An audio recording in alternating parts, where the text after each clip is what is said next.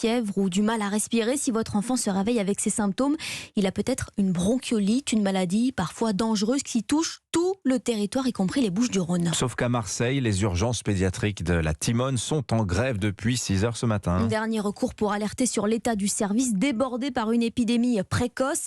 Les passages pour bronchiolite ont doublé en un mois. Le syndicat Sud Santé réclame des embauches massives car 15% des lits sont fermés faute de personnel. À Marseille, le correspondant d'Europe 1, Stéphane Burgat. Des salles d'attente saturées avec l'épidémie de bronchiolite, c'est 40% de surcharge de travail dans des services déjà sous tension, dénonce le délégué Sud Santé Kader Benayed. La zone rouge est franchie. Aujourd'hui, on a plus de patients et on a moins de personnel, mais démoralisé, parce qu'il faut savoir que les collègues n'arrivent même plus à poser leur congé, qui veulent carrément changer de métier. On a réduit sur l'hôpital Nord les capacités d'accueil, donc on ferme carrément des lits. On a des chimiothérapies pour enfants qui sont reportées. Ce syndicaliste s'inquiète d'un recours de plus en plus fréquent aux intérimaires, mais il le déplore.